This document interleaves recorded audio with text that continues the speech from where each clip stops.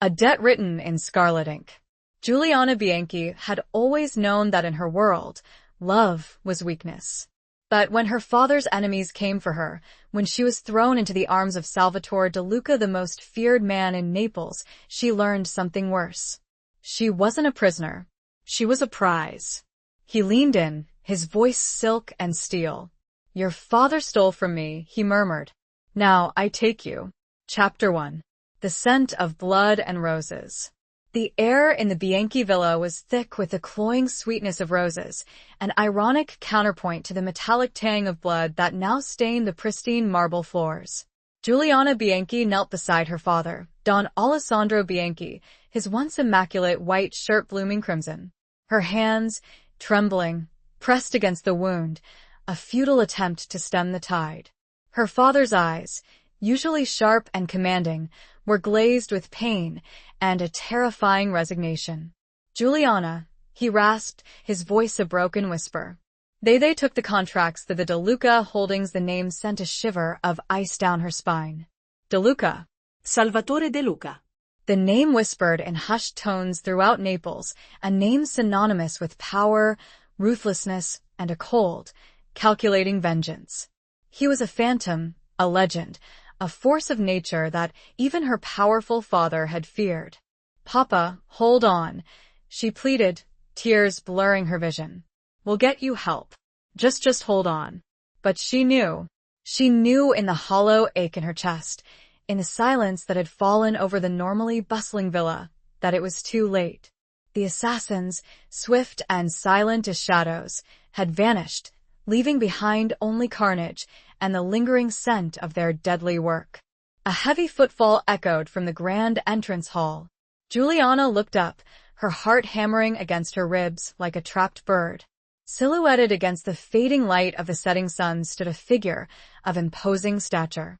Tall, broad-shouldered, with an aura of controlled power that radiated off him like heat from a furnace.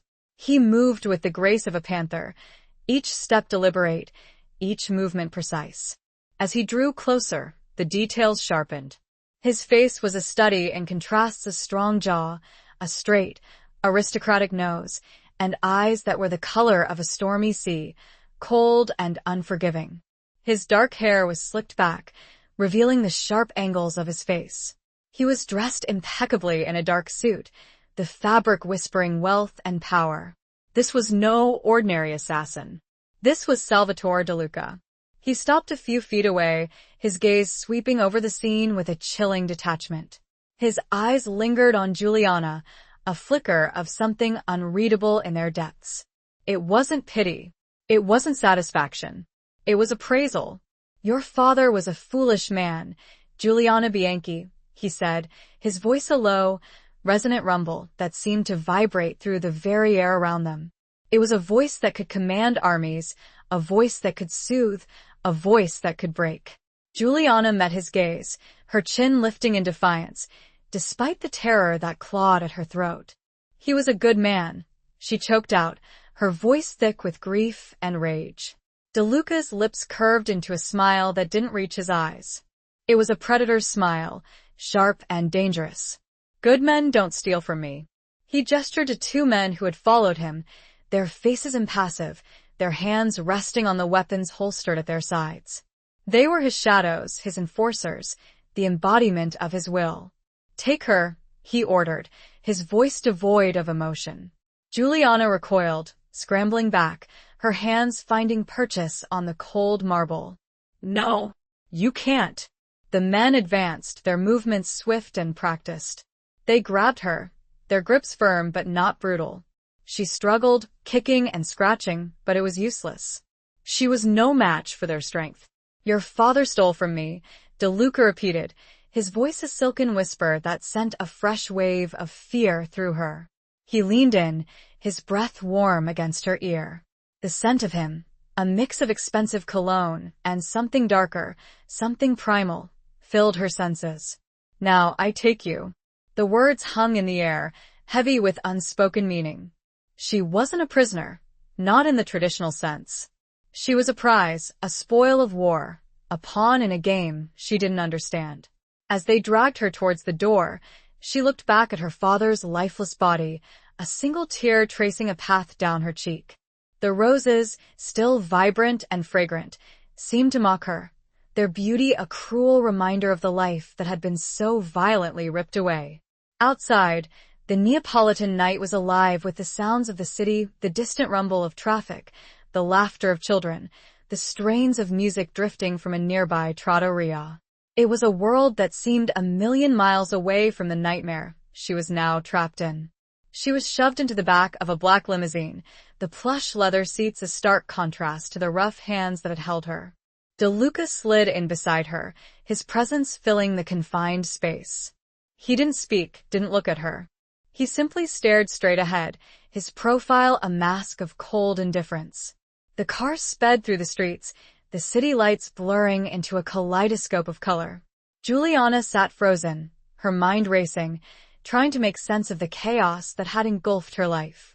She was the daughter of a powerful man, raised in luxury and privilege, sheltered from the harsh realities of her father's world. She had known, of course, that her father's business wasn't entirely legitimate. She had heard the whispers, seen the furtive glances, understood the unspoken rules. But she had never truly grasped the danger, the brutality, until now. She glanced at De Luca, his face still impassive. Who was this man? What did he want with her? Was she to be a hostage, a bargaining chip?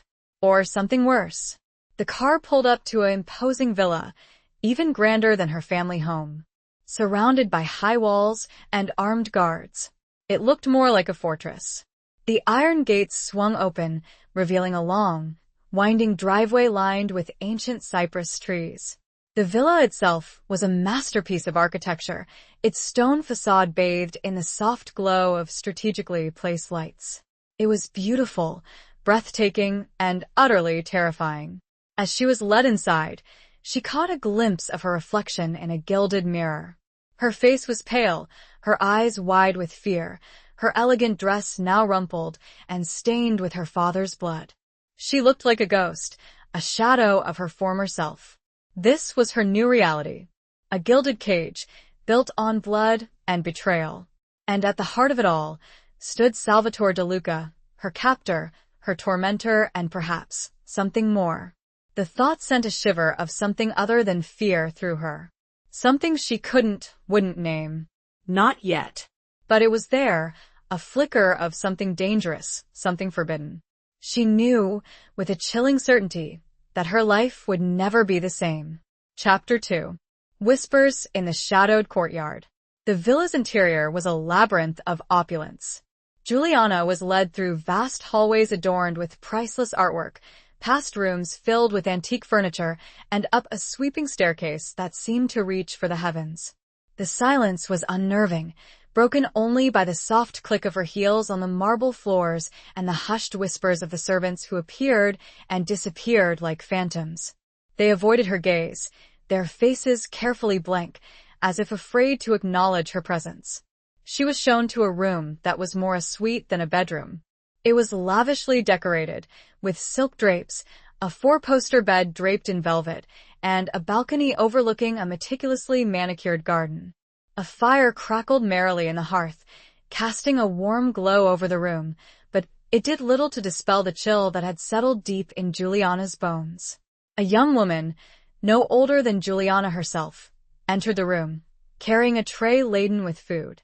She curtsied low, her eyes downcast. "Signorina, Illinois doctor has instructed that you should eat and rest. He will see you in the morning." Il dottore. The doctor. Another name for Salvatore De Luca. It was a title that spoke of respect, of fear, of a power that extended beyond the confines of this villa, this city.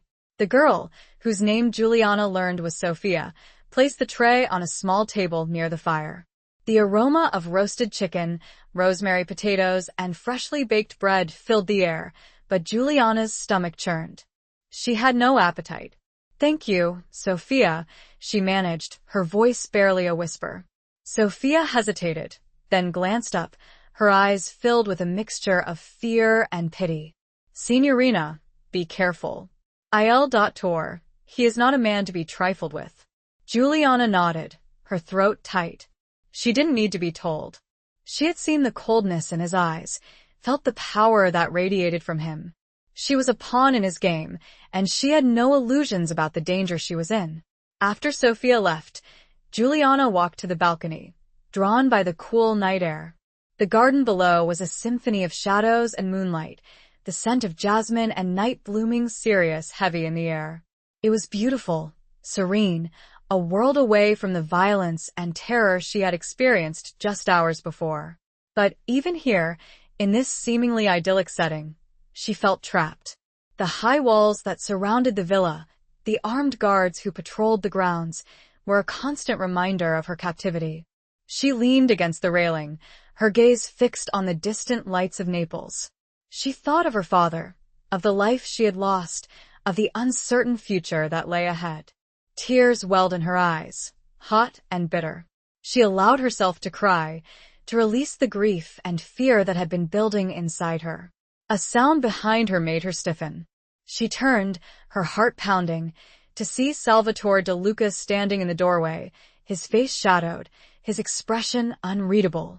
He had changed out of his suit and was now wearing a black silk shirt and dark trousers, the clothes clinging to his powerful frame.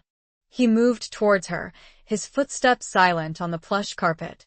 He stopped a few feet away, his gaze intense, searching. "You cry for your father," he said, his voice low and smooth. It wasn't a question. Juliana didn't answer. She couldn't speak, her throat choked with emotion. He reached out, his hand gently touching her cheek, wiping away a tear. The contact sent a jolt of electricity through her, a strange mixture of fear and something else. Something she couldn't define. "He was a thief, Juliana," he said, his voice softer now, almost gentle. "He stole from me. He knew the consequences. He was my father," she whispered, her voice trembling.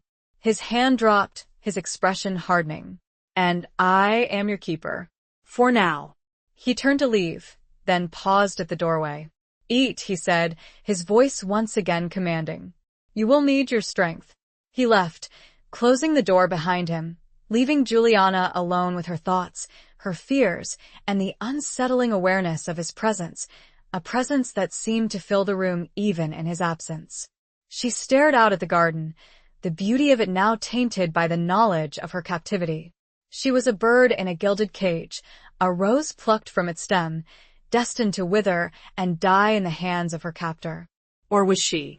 A flicker of defiance ignited within her, a spark of the woman she had been before her world had been shattered. She was Giuliana Bianchi, daughter of Alessandro Bianchi. She was not a wilting flower. She was a survivor. And she would find a way to bloom, even in the darkest of gardens. The whispers in the courtyard seemed to carry a new message now, not just of fear, but of a nascent rebellion, a quiet determination that even Salvatore De Luca might not be able to extinguish. She would need to be smart, clever. She would bide her time, and she would find a way to either escape or make her captor pay. Chapter 3. A Cage of Gilded Iron. The following days settled into a strange, unsettling routine. Juliana was confined to the villa, her movements restricted, her every need attended to by the silent, watchful servants. She was treated with a strange mixture of deference and distance, as if she were a valuable object, to be handled with care but kept at arm's length.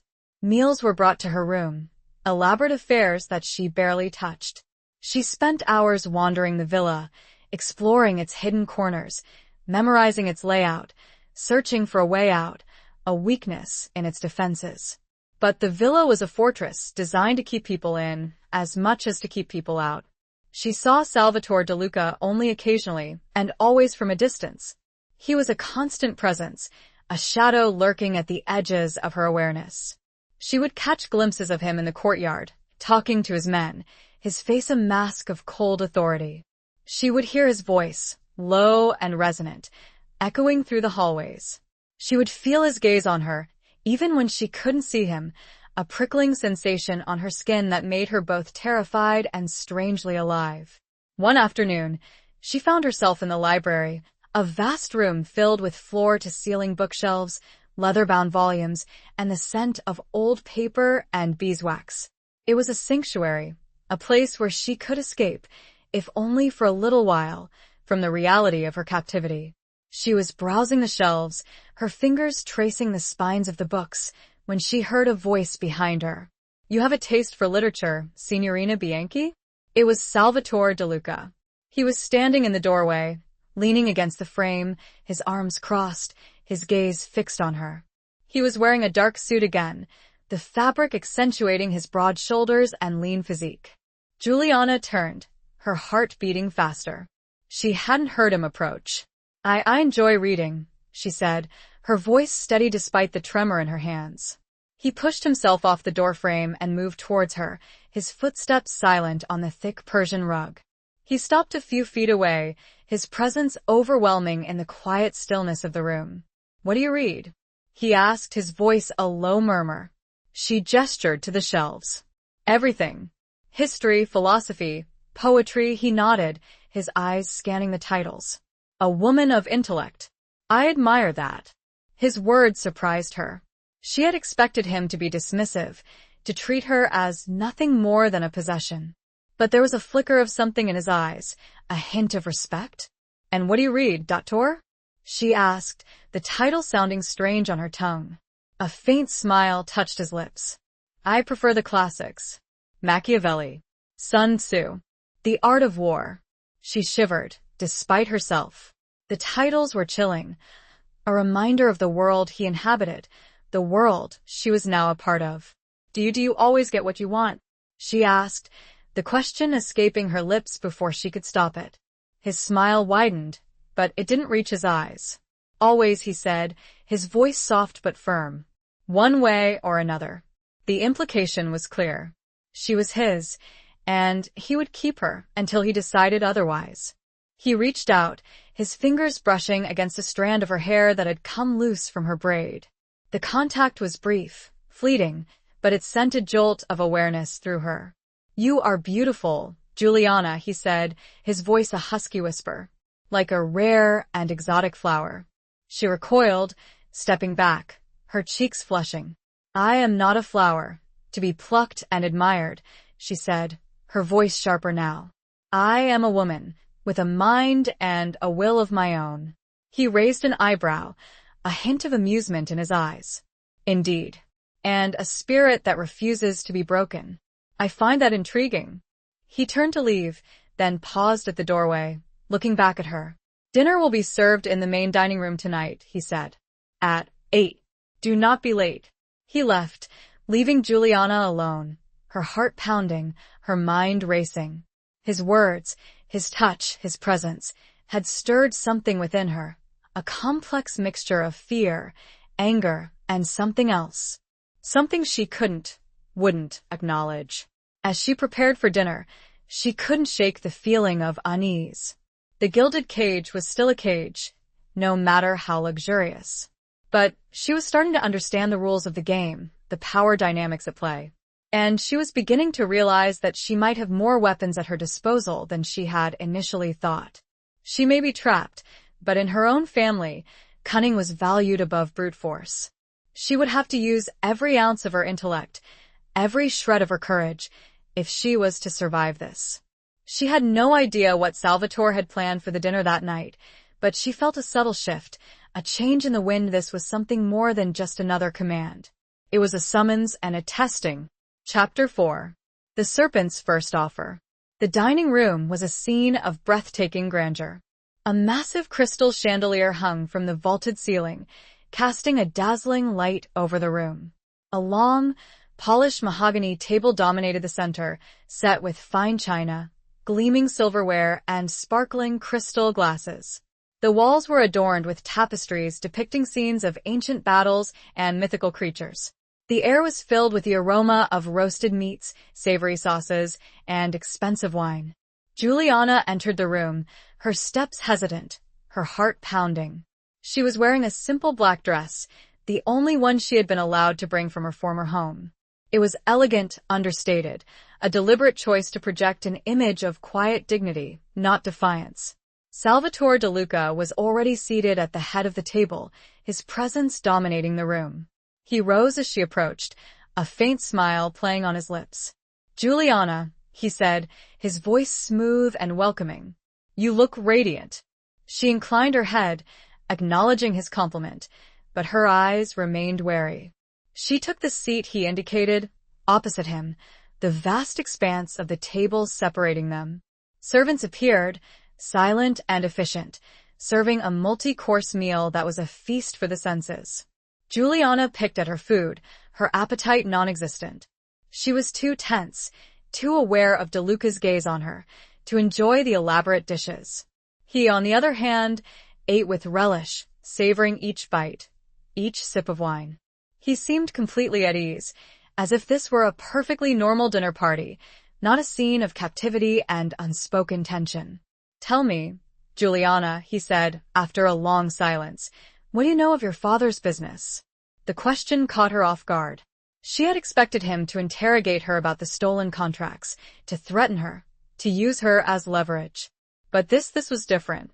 I knew he was involved in certain dealings," she said carefully, choosing her words with caution. "But I was not privy to the details." He nodded, his eyes sharp and assessing. "Your father was a powerful man, respected, feared. But he made a mistake. He underestimated me. And you killed him for it," she said, her voice trembling with barely suppressed anger. "He didn't deny it. He broke a code. He betrayed a trust. There are consequences for such actions." "And what is my consequence?" she asked, her gaze meeting his directly. "To be your prisoner, your plaything?" His smile vanished, his expression hardening. "You are not a prisoner, Juliana. You are a guest. A guest who is under my protection." "Protection?" she scoffed. "From whom?" "From you?" He leaned forward, his eyes locking onto hers. "From your father's enemies. From those who would seek to harm you, to use you, to gain what your father possessed." "And what about you?" she challenged. "What do you want?" He sat back, a slow smile returning to his lips. "I want what is rightfully mine." "The contracts your father stole. The information he possessed.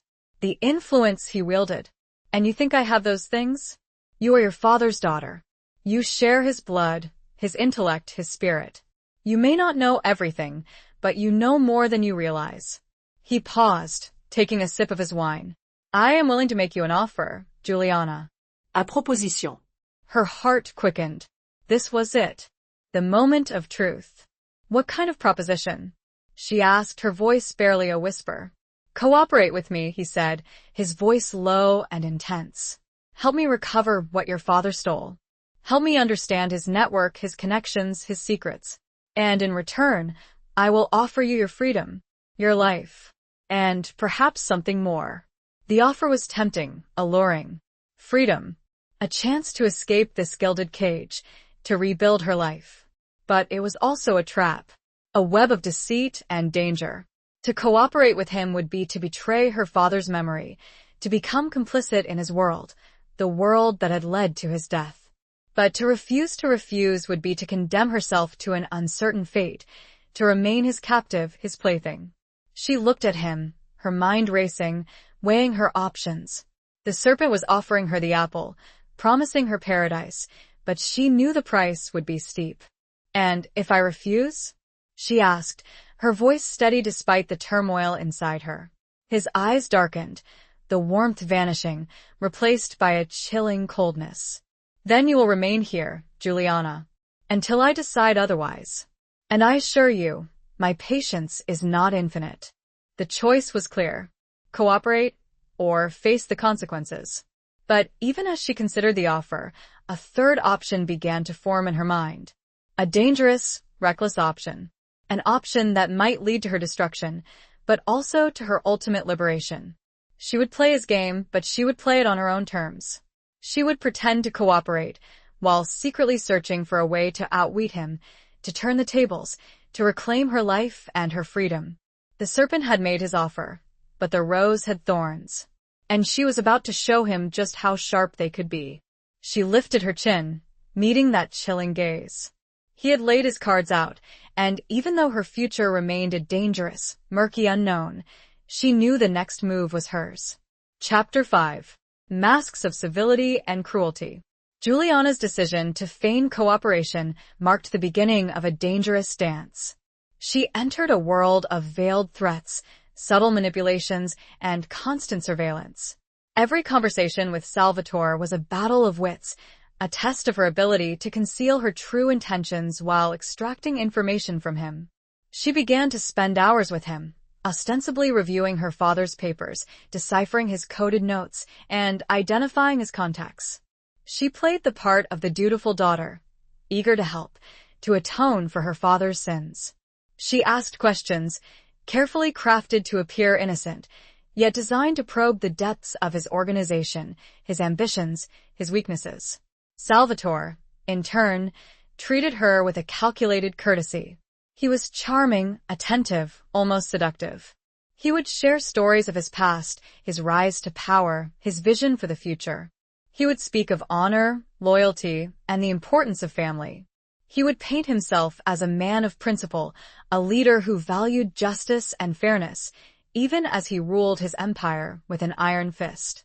But beneath the mask of civility, Juliana saw glimpses of the true Salvatore De Luca.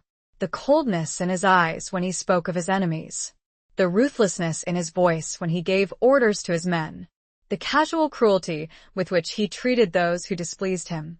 One evening, she witnessed a scene that sent a chill down her spine. A young man, one of Salvatore's lieutenants, was brought before him, accused of skimming profits from a gambling operation. The man pleaded his innocence, his voice trembling with fear. Salvatore listened patiently, his face impassive. Then, with a flick of his wrist, he signaled to his guards. They dragged the man away, his screams echoing through the villa. Juliana never saw him again. The incident was a stark reminder of the power Salvatore wielded, the brutality he was capable of. It was a warning, a demonstration of what happened to those who crossed him.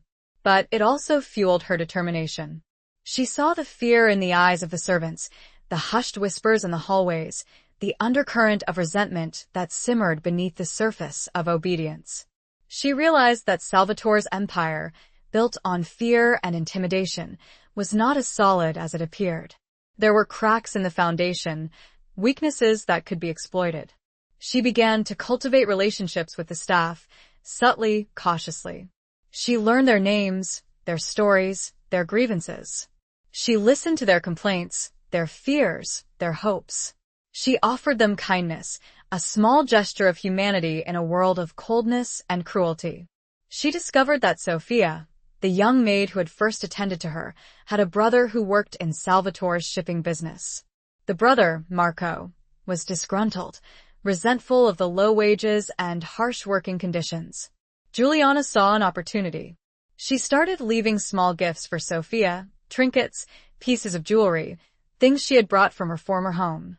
She befriended her, confided in her, gained her trust. Then, one day, she asked Sofia to deliver a message to her brother.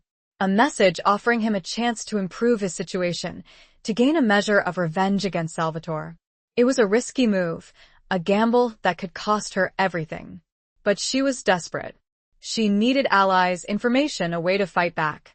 As the days turned into weeks, Juliana continued her charade, playing the role of the compliant captive while secretly weaving her web of resistance. She was walking a tightrope, balancing between the need to appear cooperative and the desire to undermine Salvatore's authority. She was learning the rules of his game, and she was beginning to play it better than he knew. The masks were still in place, but beneath them, the battle lines were being drawn. She wasn't sure when or how, but the fragile civility was bound to shatter. She only needed to be ready. Chapter 6. Echoes of a Forgotten Life. The longer Juliana remained in Salvatore's villa, the more she felt the echoes of her former life slipping away.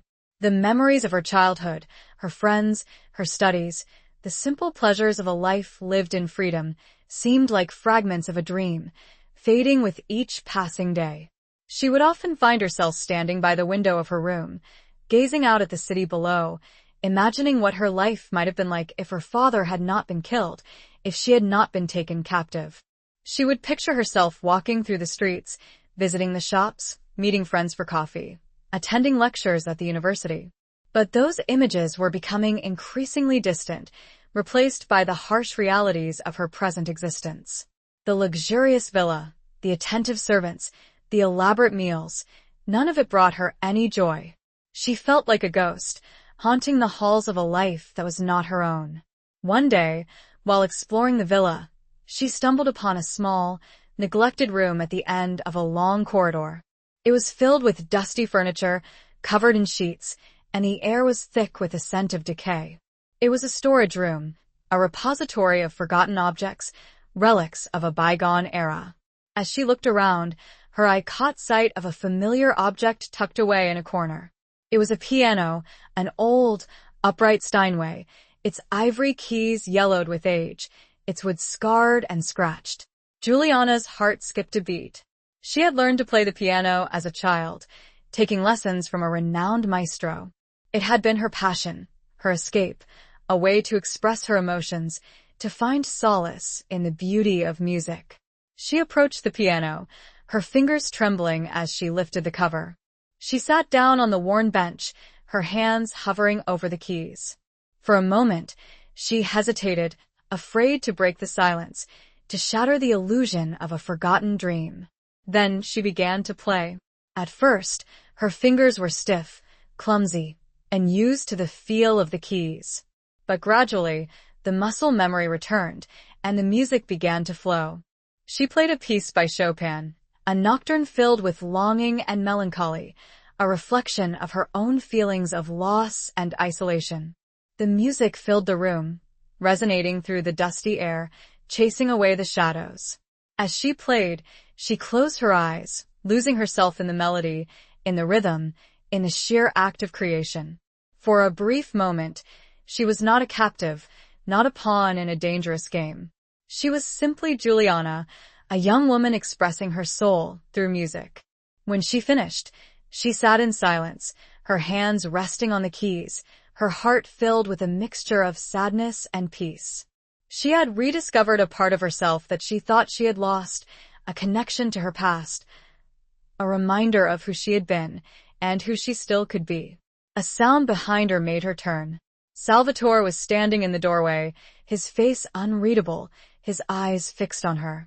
She hadn't heard him enter. "You play beautifully," he said, his voice soft, almost gentle. She rose from the bench, her cheeks flushing. She felt exposed, vulnerable, as if he had witnessed a private moment, a glimpse into her soul. "It has been a long time," she said, her voice trembling slightly.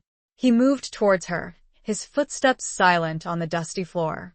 He stopped a few feet away, his gaze intense. "Music is a powerful force," he said. "It can soothe the savage beast, they say. It can also awaken other emotions." His words hung in the air, heavy with unspoken meaning. She felt a shiver run down her spine, a mixture of fear and something else. Something she was beginning to recognize, to acknowledge, despite her best efforts to deny it. He reached out, his hand gently touching her cheek. The contact sent a jolt of electricity through her, a sensation that was both terrifying and exhilarating. "You are full of surprises, Juliana," he said, his voice a husky whisper, like a hidden melody waiting to be discovered. He leaned closer, his breath warm against her ear. "I intend to discover all of your secrets," he murmured. "Every note, every nuance, every hidden desire." His words were both a threat and a promise. They reminded her that she was still his captive, his possession.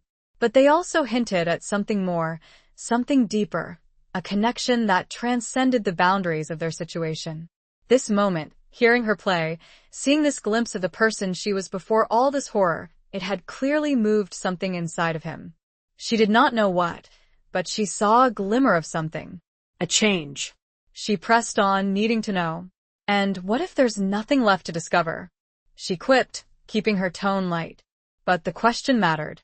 She needed to know what game he was really playing. Chapter 7. The Weight of Unspoken Words.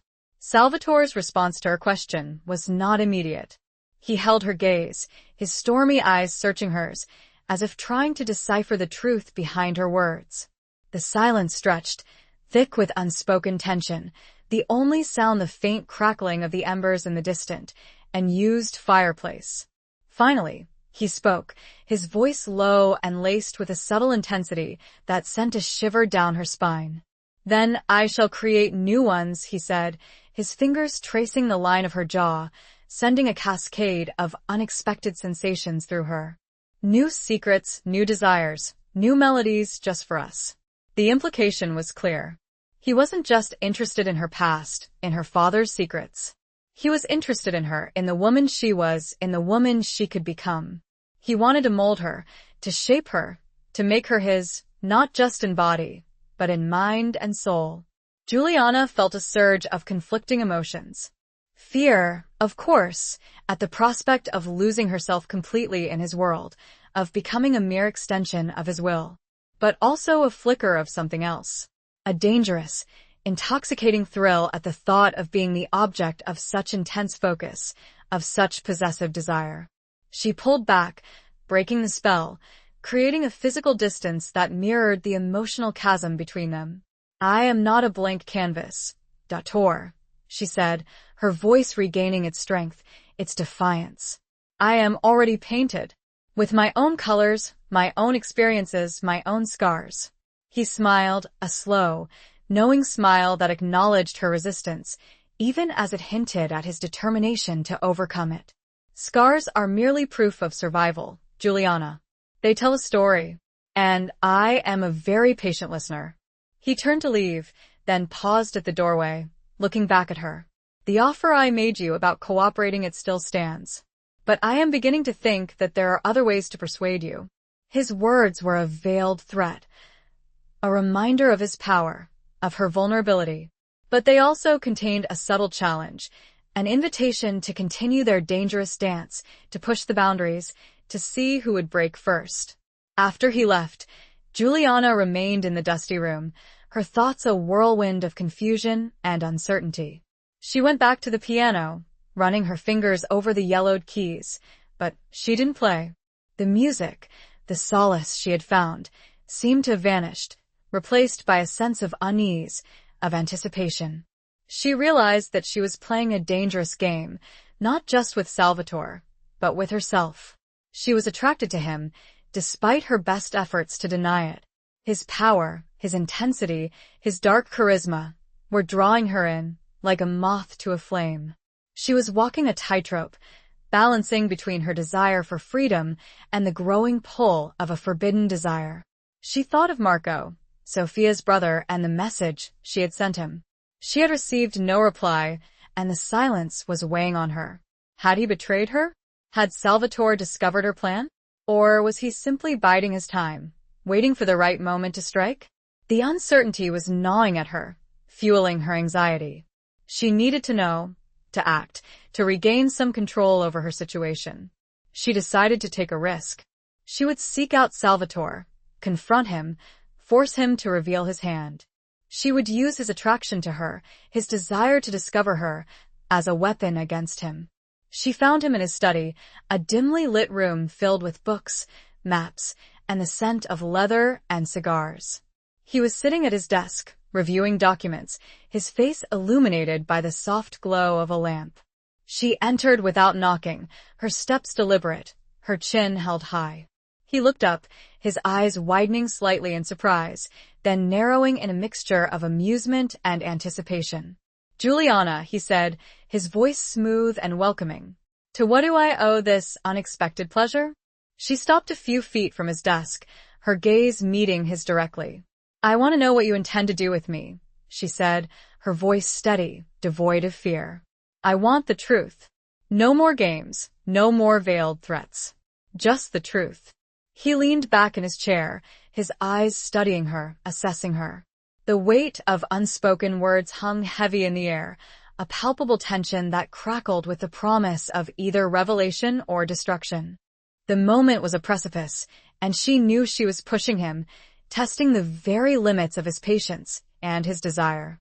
She was no closer to knowing which would win out. Chapter 8. Scars Beneath the Silk. Salvatore regarded her for a long moment, his expression unreadable. The silence stretched, punctuated only by the faint ticking of a grandfather clock in the corner of the room.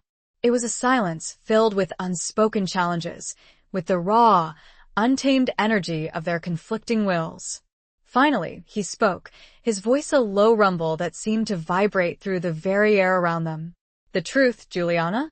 You want the truth?" He rose from his chair, slowly, deliberately, his movements radiating a controlled power that made her breath catch in her throat. He circled the desk, approaching her with the grace of a predator stalking its prey. "The truth is," he said, stopping just inches from her, his proximity overwhelming, his scent a mix of expensive cologne and something darker, something primal filling her senses, "that I find you fascinating." He reached out, his fingers tracing the line of her collarbone, the touch light, almost hesitant, yet sending a shiver of awareness through her. "You are a contradiction, Juliana. A rose with thorns. A captive who refuses to be caged. A woman who both fears and desires me." His words, his touch, his gaze, were stripping her bare, exposing her vulnerabilities, her conflicting emotions.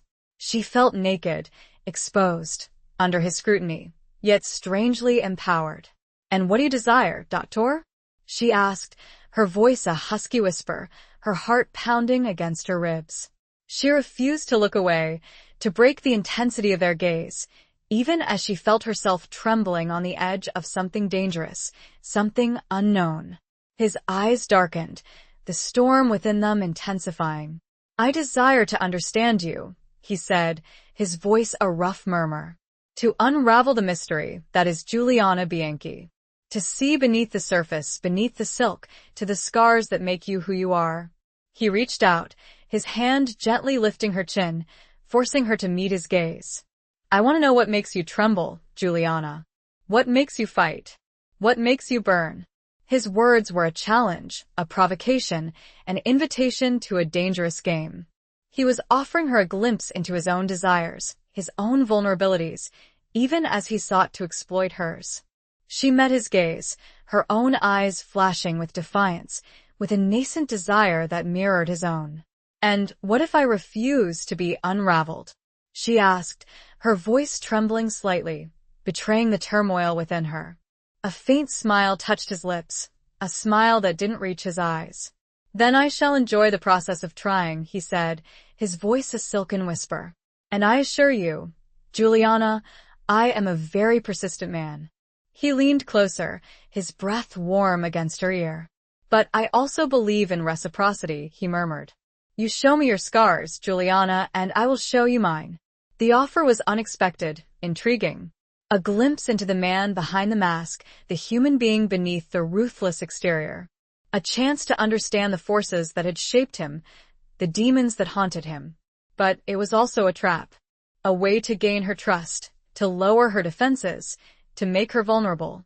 He was playing a game of seduction, of manipulation, and she knew she was walking a tightrope, balancing between her desire for freedom and the growing allure of the forbidden. She hesitated, her mind racing, weighing her options. Could she trust him? Could she risk revealing her vulnerabilities, her fears, her deepest secrets? Or would he use them against her, exploit them to gain control? She looked at him, her gaze searching his, trying to decipher the truth behind his words, the emotions behind his eyes. She saw the darkness, the ruthlessness, the power. But she also saw something else. A flicker of vulnerability, a hint of loneliness, a trace of pain. The scars he spoke of, the scars she carried, were not just physical. They were the wounds of the past, the burdens of loss, the fears that haunted her dreams. And she realized, with a sudden clarity, that he carried his own scars, hidden beneath the silk of his expensive suits, beneath the mask of his power. She made a decision, a reckless, dangerous decision. She would play his game, but she would play it on her own terms. She would reveal her scars, but she would also demand to see his. She would risk vulnerability, but she would also demand honesty. "Very well, Doctor," she said, her voice steady, her gaze unwavering. "I will show you my scars. But you must promise to show me yours. All of them. The air crackled with unspoken tension, with the raw, untamed energy of their agreement. He raised an eyebrow slightly at the strength of her counter. She had pushed back, where he was used to unchallenged acquiescence. And it changed something. Not fully, not yet, but enough to reveal that she was more than a pretty object. She was a player. Chapter 9. A dance on the edge of a knife. Salvatore's surprise at her counter-demand was fleeting, quickly replaced by a slow, appreciative smile that, for the first time, seemed to genuinely reach his eyes.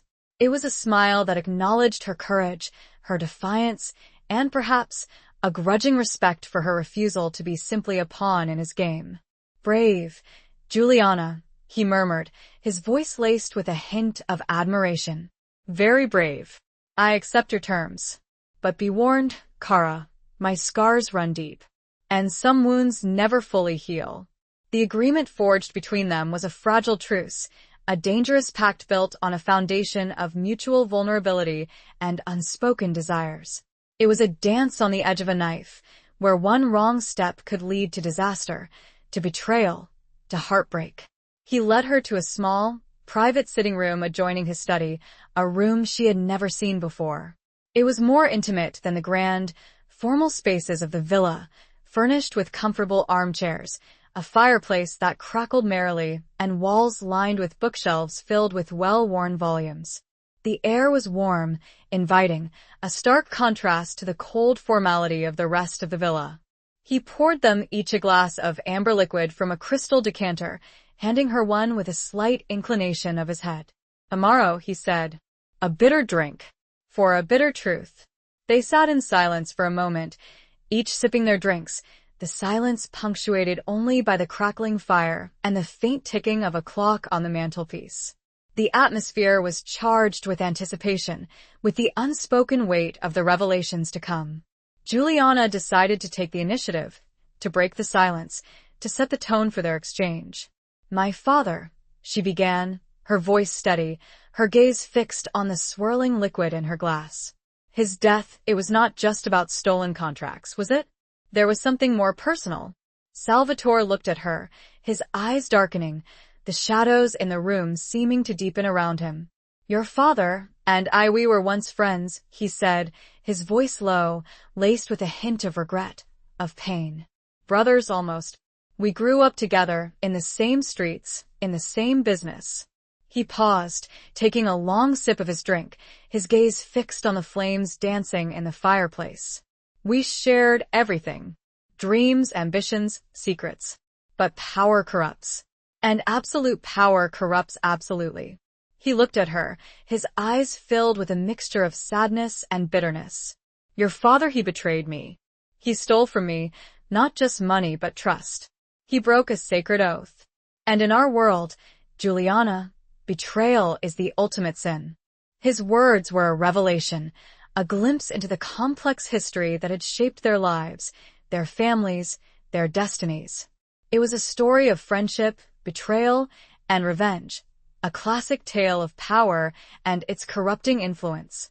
"And you killed him for it," she said, her voice a whisper, the words a statement, not a question. He didn't deny it.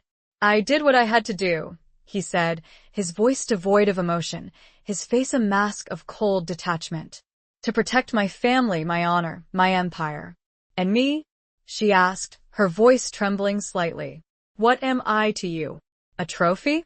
A prize? A means to an end?" He leaned forward, his eyes locking onto hers, his gaze intense, searching. "You are more than that, Juliana," he said, his voice a husky murmur. "You are a challenge, a temptation, a possibility." He reached out, his hand gently touching her cheek, the contact sending a jolt of electricity through her. "I see your pain, Juliana," he said, his voice softer now, almost gentle. "I see your loss, your fear, your resilience. And I see something else. Something that draws me to you. Something that compels me." His words, his touch, his gaze, were stripping her bare, exposing her vulnerabilities, her conflicting emotions.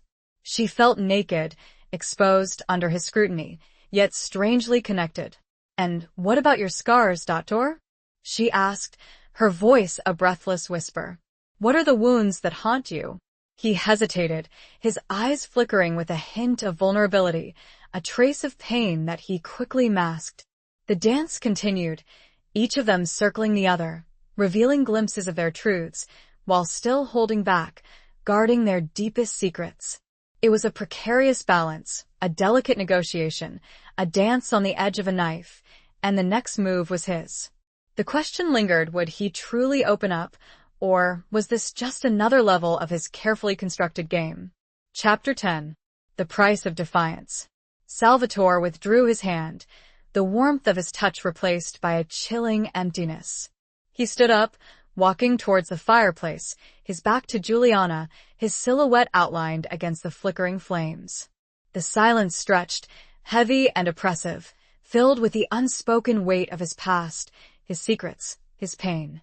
My scars, he began, his voice low and distant, as if he were speaking to himself, not to her. They are not easily revealed, Juliana. They are buried deep, hidden beneath layers of protection. He turned, his face half-shadowed, his eyes filled with a darkness that sent a shiver down her spine. I was not born a doctor, Juliana, he said, his voice a rough whisper. I was not born into power, into privilege. I was born into poverty, into violence, into a world where survival was a daily struggle. He paused, taking a deep breath, his gaze fixed on some distant point beyond the walls of the room, beyond the confines of the present. My father, he was a fisherman, a good man but weak.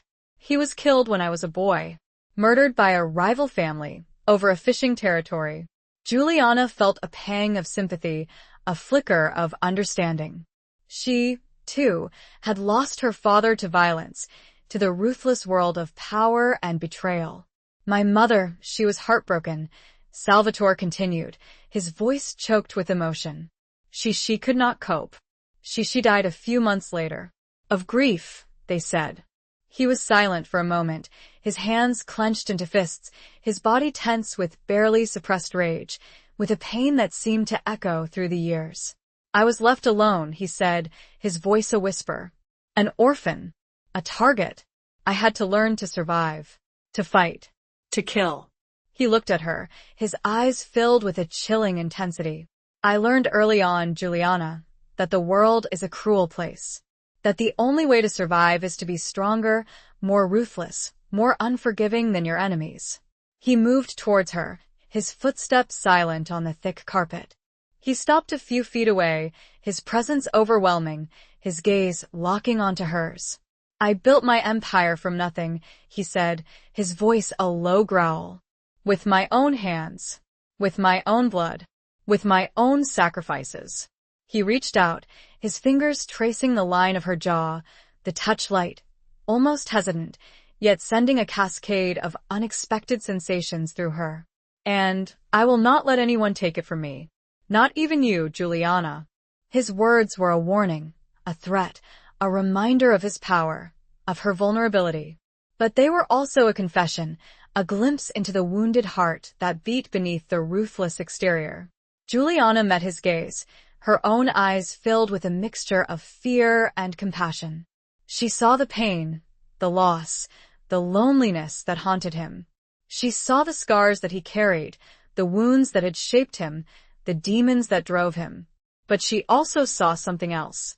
A flicker of humanity, a spark of vulnerability, a hint of longing. I am not your enemy, Salvatore, she said, her voice steady, her gaze unwavering. I am not trying to take anything from you. A faint smile touched his lips, a smile that didn't reach his eyes. Perhaps not intentionally, Juliana, he said, his voice a silken whisper. But your very existence is a threat, a reminder of what I have lost, of what I can never have. The unspoken words hung in the air, heavy with meaning. He was referring to her father, to their shared past, to the betrayal that had shattered their friendship, their brotherhood. But he was also referring to something else, to the growing attraction between them, to the forbidden desire that simmered beneath the surface of their conflict.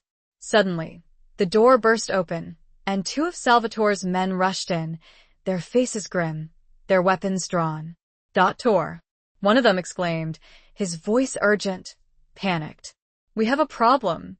The Bianchi warehouses, they're on fire." All of them. Salvatore's eyes widened, his expression shifting from one of introspection to one of cold, hard fury. He turned to Juliana, his gaze piercing, accusing. "What have you done?" he demanded, his voice a low, dangerous growl. She stared at him, her mind reeling, her heart pounding. She had no idea what was happening. She had sent a message to Marco, Sophia's brother, but she had not expected this. This was not her doing. This was something else. Something far more devastating. She was about to protest her innocence, but she knew it was futile.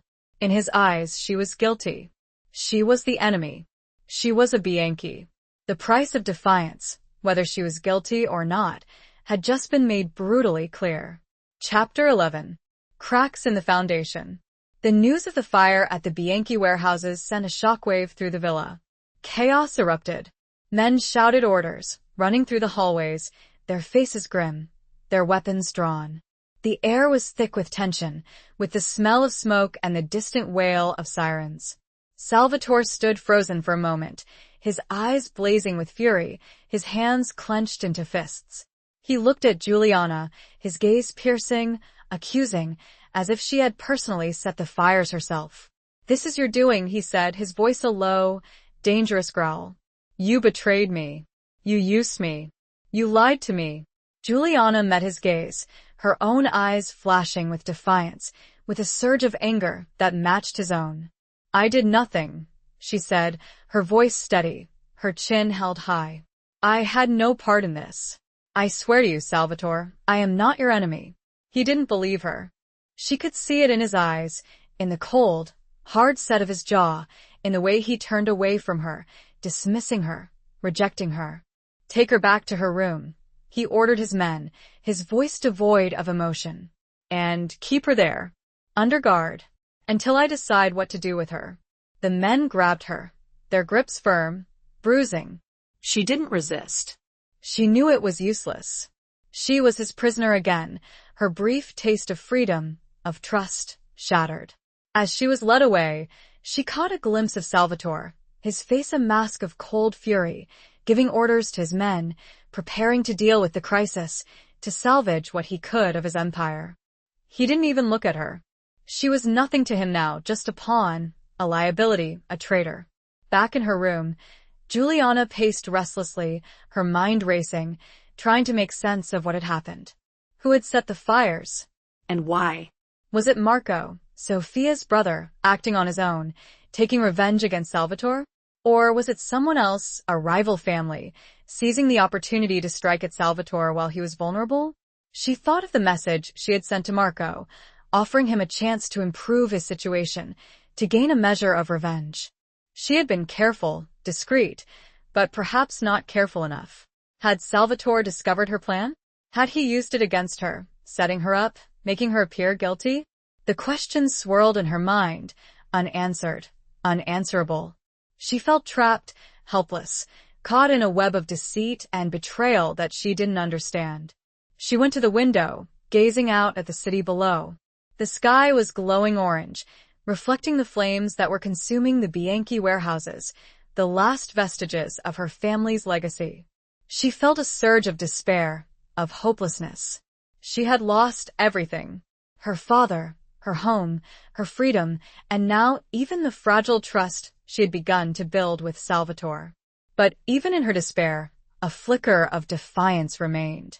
She was Juliana Bianchi, daughter of Alessandro Bianchi. She was not a victim. She was a survivor. And she would not give up. She would find out who was responsible for the fires. She would clear her name. She would prove her innocence. And she would make them pay. She began to search her room, frantically, desperately, looking for something, anything, that could help her. A hidden message, a secret passage, a weapon, anything that could give her an advantage, a way out of this nightmare. She found nothing. The room was luxurious, comfortable, but it was also a prison, designed to keep her contained, controlled. She sank onto the bed, her head in her hands, her body trembling with exhaustion, with frustration, with a growing sense of desperation. Suddenly, she heard a faint tapping at the window. She looked up, her heart pounding, her eyes scanning the darkness. There, perched on the balcony, was Sophia, her face pale, her eyes wide with fear. She was holding a small, crumpled piece of paper in her hand. Juliana rushed to the window, opening it, letting Sophia scramble inside. Sophia. What is it? What's happening? Sophia looked at her, her eyes filled with a mixture of fear and determination. It's Marco, she whispered, her voice trembling. He didn't do it. He swears he didn't set the fires. He says it was someone else. Someone from within. Someone close to Il. Juliana's heart skipped a beat. A betrayal from within? Someone close to Salvatore? Who? And why? The cracks in the foundation of Salvatore's empire were wider than she had thought. But this information, this was a lifeline. A chance to prove her innocence, to turn the tables, to fight back. The question now was how to use it, and how to trust anyone when betrayal seemed to lurk around every corner. Chapter 12. The Taste of Forbidden Fruit. Sophia's revelation was a game-changer. It confirmed Juliana's suspicions that she was caught in a crossfire of internal power struggles, a pawn in a much larger, more dangerous game than she had initially realized. The enemy wasn't just Salvatore, it was someone within his own ranks, someone he trusted, someone who was using Juliana as a scapegoat. Who, Sophia? Juliana pressed, her voice urgent, her grip tightening on the young maid's arm. Who told Marco this? Who is responsible? Sophia hesitated, her eyes darting nervously towards the door, as if expecting Salvatore's men to burst in at any moment. He wouldn't say, she whispered. He was too scared. He said it was someone high up. Someone untouchable. The information was frustratingly vague, yet terrifyingly specific. It pointed to a conspiracy, a betrayal at the highest level of Salvatore's organization. It meant that Juliana was not only fighting against Salvatore's mistrust, but also against an unseen enemy, someone who was pulling the strings from the shadows. We have to tell Salvatore, Juliana said, her mind racing, trying to formulate a plan. He has to know. He has to believe me. Sophia shook her head, her eyes wide with fear. No, signorina. You don't understand. He won't believe you. He'll think you're lying, that you're trying to deceive him again. She couldn't finish the sentence, the unspoken threat hanging heavy in the air. Juliana knew that Sophia was right. Salvatore's trust in her was shattered. He was blinded by rage, by grief, by the perceived betrayal. He would never believe her, not without proof, without irrefutable evidence. Then we have to find proof, Juliana said, her determination hardening. We have to find out who is behind this, and we have to expose them, before it's too late. Sophia looked at her, her eyes filled with a mixture of fear and admiration. But how, signorina? We are just women. We have no power, no influence. We are trapped. Juliana smiled, a slow, knowing smile that belied the fear that churned within her. We may be women, Sophia, she said, her voice low and intense. But we are not powerless. We have something that men like Salvatore underestimate. We have our wits, our courage, and our ability to deceive. She took Sophia's hand, her grip firm, reassuring. We will play their game, Sophia, she said. We will use their own tactics against them. We will find out who is behind this, and we will expose them. We will survive. Their plan was risky, dangerous, almost certainly doomed to fail. But they had no other choice. They were trapped in a web of deceit and betrayal, and their only hope was to fight their way out, to use their cunning, their courage, and their femininity to their advantage. Juliana knew that she was walking a tightrope, balancing between her desire for freedom and the growing attraction she felt for Salvatore. She was using him, manipulating him, even as she found herself increasingly drawn to him, to his power, his intensity, his vulnerability. That night, under the cover of darkness, Juliana and Sophia began their investigation. They crept through the villa, searching for clues, for any piece of information that could help them unravel the mystery. They listened at doors, eavesdropped on conversations, pieced together fragments of information, like a jigsaw puzzle of deceit. They discovered that Salvatore had been receiving anonymous threats in the weeks leading up to the fire. Threats that had been dismissed as the rantings of a disgruntled rival, but now seemed far more ominous. They also learned that a large sum of money had been transferred from one of Salvatore's offshore accounts just days before the fire. A payment? A bribe? Or something else entirely? As they delved deeper into the mystery, Juliana found herself increasingly drawn to Salvatore's private study, the room where he kept his most sensitive documents, his most closely guarded secrets. She knew that it was a dangerous place, a forbidden zone, but she also knew that it was where the answers lay. One night, while Salvatore was away, dealing with the aftermath of the fire, Juliana decided to take the risk. She slipped into his study, her heart pounding, her senses on high alert. She searched through his papers, his files, his computer, looking for any clue, any piece of evidence that could point her to the traitor. She found it. A hidden file on his computer, encrypted, protected by a complex password. She tried to crack it, but it was beyond her skills. She needed help. She needed Marco. She contacted Sofia, asking her to arrange a meeting with her brother, a secret rendezvous, away from the prying eyes of Salvatore's men. It was a dangerous gamble, but she had no other choice. The meeting took place in a deserted church, late at night, under the watchful gaze of the silent statues and the flickering candlelight. Marco was nervous, hesitant, but Juliana persuaded him, pleaded with him, offered him a chance to clear his name, to get revenge against the real culprit. He agreed to help. He cracked the password, revealing the contents of the hidden file. It was a list of names, dates, and transactions. A record of payments made to someone within Salvatore's organization. Someone high up. Someone untouchable. The name at the top of the list sent a chill down Juliana's spine.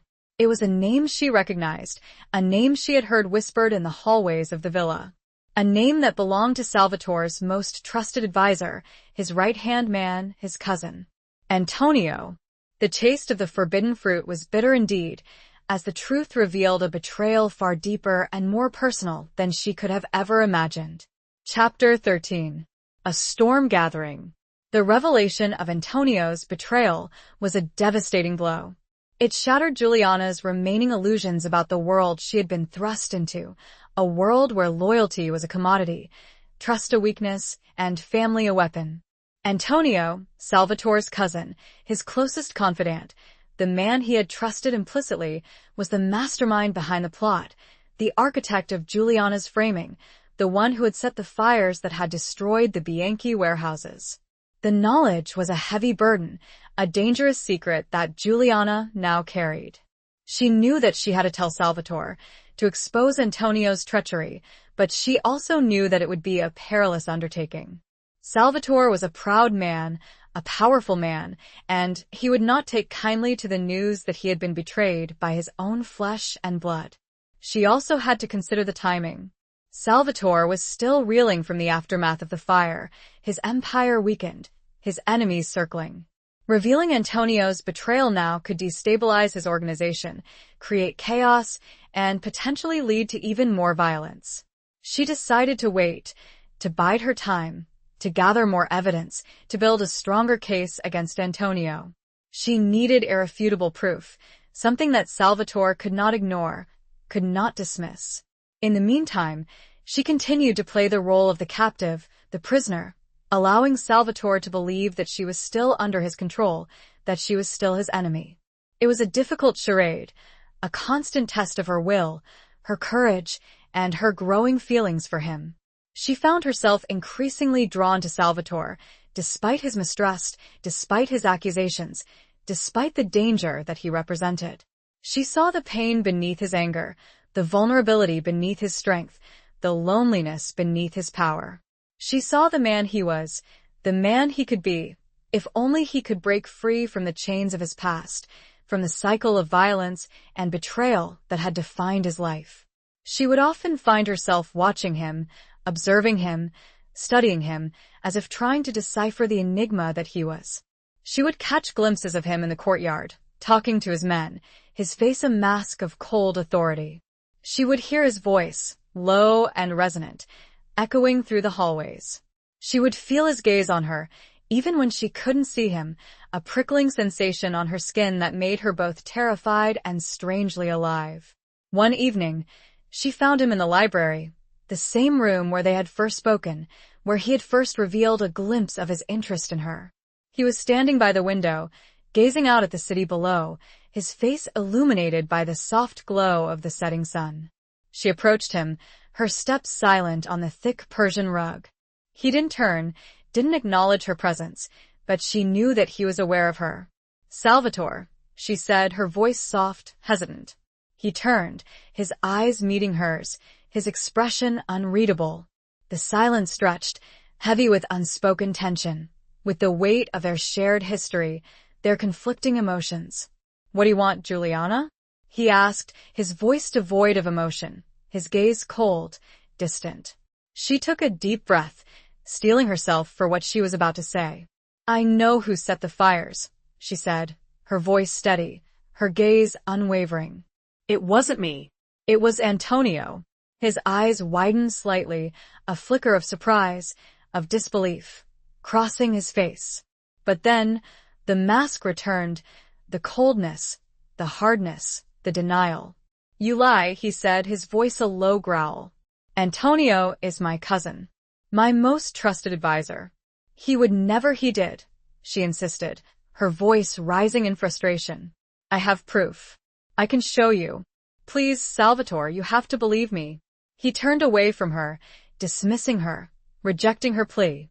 "I don't want to hear your lies," he said, his voice filled with anger, with a pain that he refused to acknowledge. "You are Bianchi. You are my enemy, and you will pay for your crimes." She felt a surge of despair, of hopelessness. She had tried to tell him the truth, to warn him, to save him, but he had refused to listen. He was blinded by his pride, by his loyalty to his family, by his mistrust of her. A storm was gathering, both within the villa and outside it. The tensions were rising, the stakes were escalating, and Juliana knew that she was running out of time. She had to find a way to expose Antonio, to prove her innocence, before it was too late, before the storm consumed them all. The problem was, she had just made her biggest play, and Salvatore had utterly rejected it. She was running out of options, and the clock was ticking. Chapter 14. The Lion's Den. Juliana's failed attempt to expose Antonio left her in a precarious position. She was trapped, isolated, and facing Salvatore's growing wrath. He had doubled the guards around her, restricting her movements even further, making it almost impossible for her to gather more evidence or to contact anyone who could help her. She knew that she had to act quickly, decisively, before Antonio could consolidate his power, before he could strike again, perhaps even against Salvatore himself. But how? She was surrounded by enemies, outnumbered, outgunned, with seemingly no way out.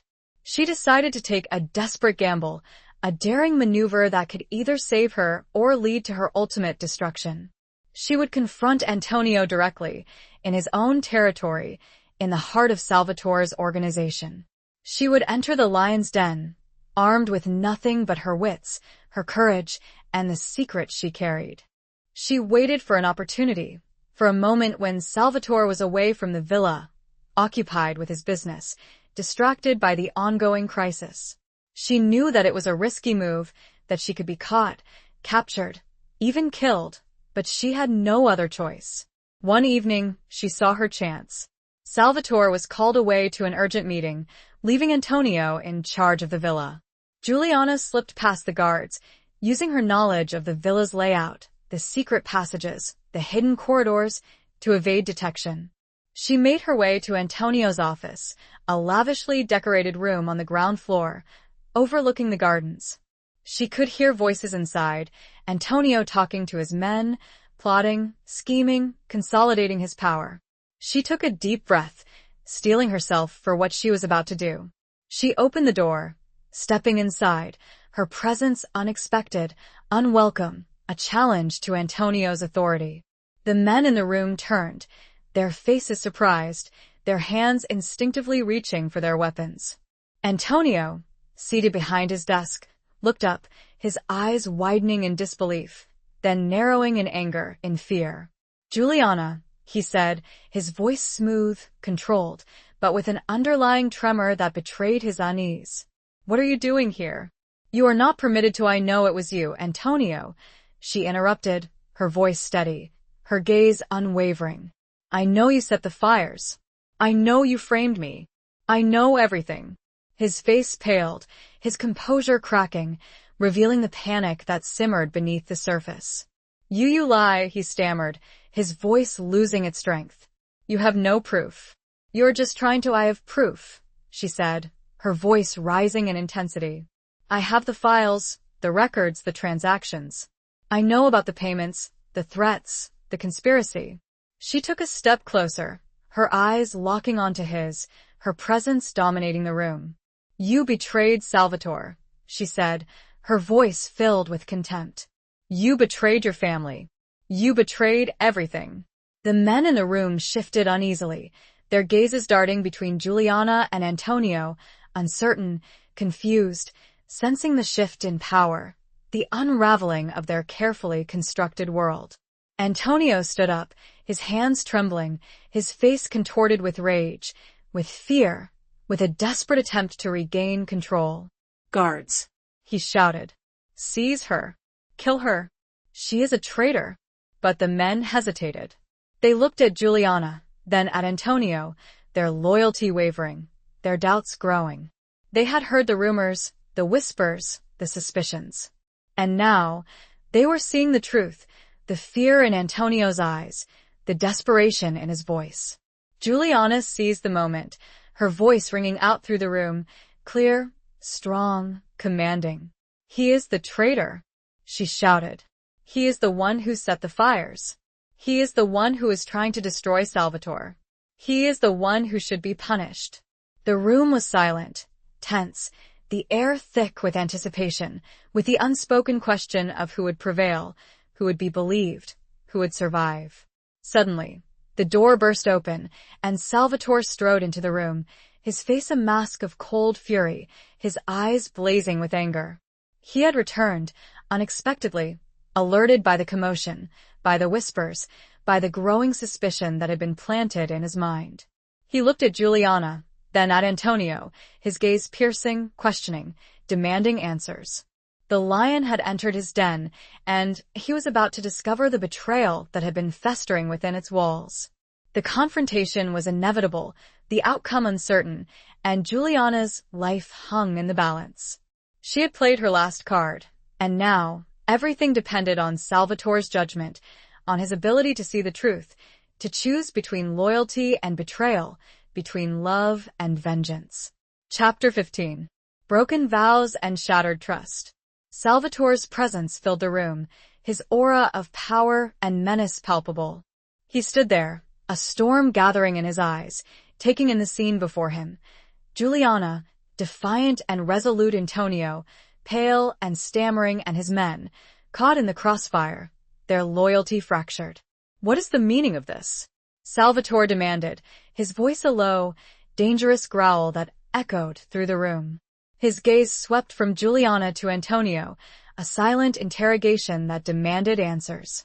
Antonio was the first to speak, his voice regaining some of its composure, though a tremor of fear still lingered beneath the surface. "Salvatore, thank God you're back. This woman, she's lost her mind. She's making accusations, spreading lies. She's trying to—" "I am telling the truth," Juliana interrupted, her voice firm, her gaze unwavering as she met Salvatore's. "Antonio is the one who set the fires. He framed me. He's been plotting against you, Salvatore. He's the traitor." Salvatore looked at her, his expression unreadable, his eyes searching hers, trying to discern the truth from the lies, the loyalty from the betrayal. The silence stretched, tense and heavy, the fate of everyone in the room hanging in the balance. "Antonio?" Salvatore said, his voice dangerously quiet, turning his gaze to his cousin. "Is this true?" Antonio's face flushed, his eyes darting nervously around the room. No. Of course not. She's lying, Salvatore. She's trying to divide us. She's a Bianchi, remember? She's the enemy. I have proof, Juliana said, stepping forward, holding out a small, intricately carved wooden box. This contains everything.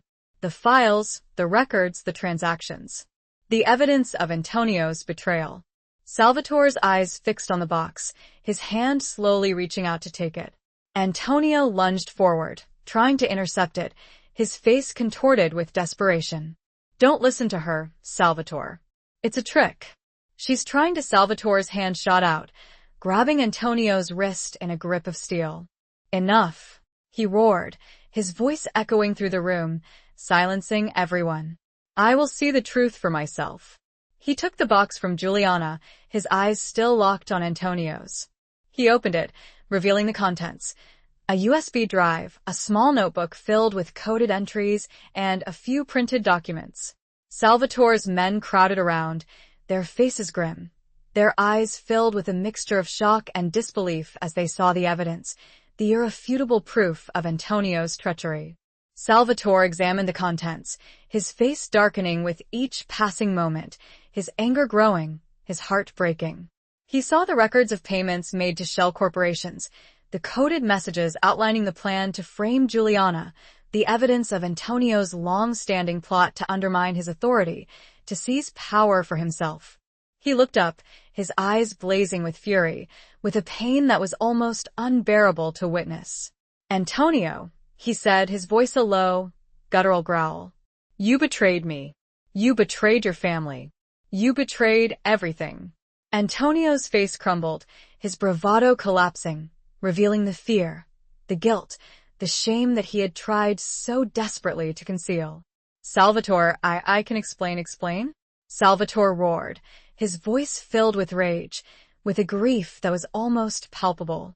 There is nothing to explain. You broke your vows. You shattered my trust. You are no longer my cousin. You are my enemy. He signaled to his men, his hand trembling with barely suppressed emotion.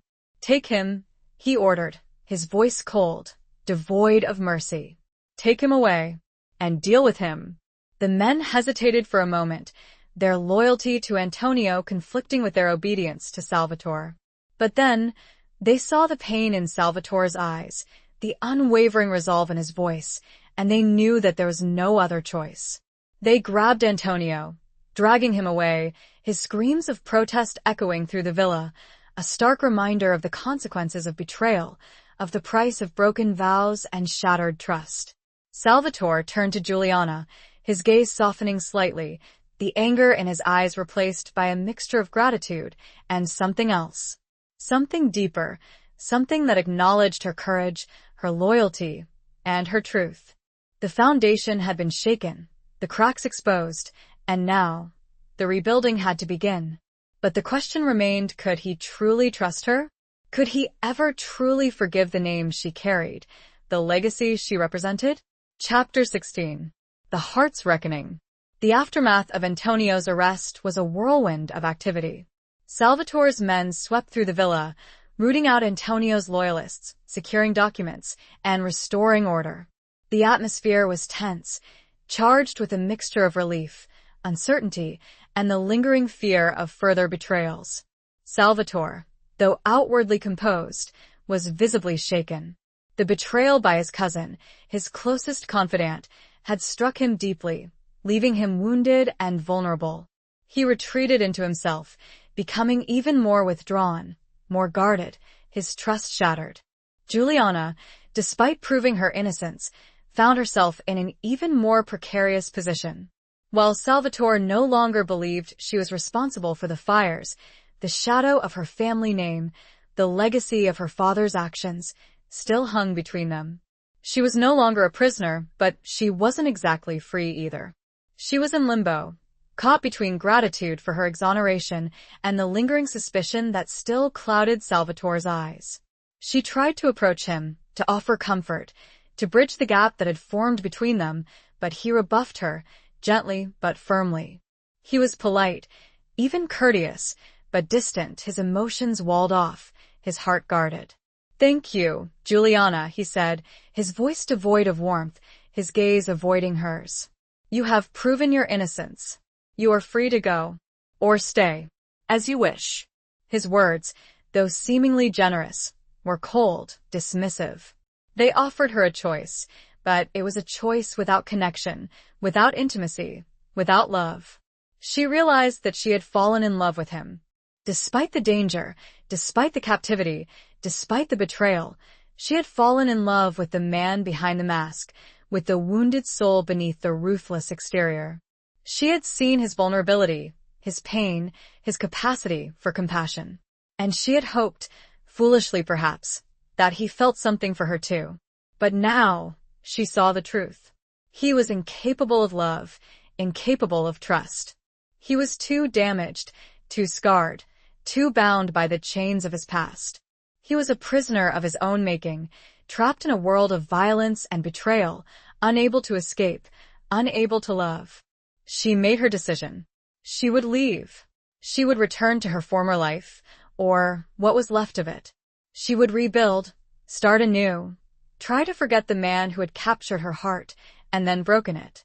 She packed her belongings, the few things she had brought from her former home, the memories of a life that seemed a million miles away. She walked through the villa, her steps heavy, her heart aching, saying goodbye to the servants, to Sophia, who had become her friend, her confidant, her ally. She reached the front door, her hand on the handle, ready to step out into the world, to leave behind the gilded cage, the forbidden love, the broken dreams. Suddenly, she heard his voice calling her name. "Juliana." She turned, her heart pounding, her breath catching in her throat. He was standing at the top of the staircase, his face shadowed, his expression unreadable.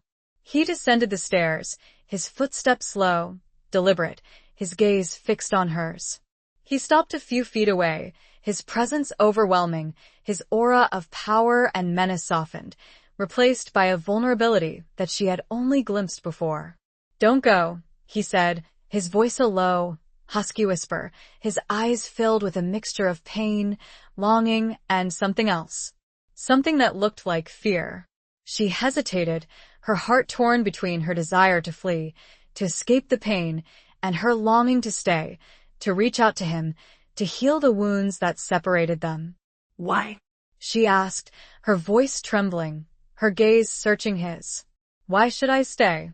He reached out, his hand gently touching her cheek, the contact sending a jolt of electricity through her, a sensation that was both terrifying and exhilarating. "Because," he said, his voice a rough murmur, his eyes filled with a raw, untamed emotion that she had never seen before. "Because I need you." The words hung in the air, heavy with unspoken meaning. He wasn't just asking her to stay. He was admitting his vulnerability, his dependence, his love. It was a reckoning, a moment of truth, a turning point in their relationship.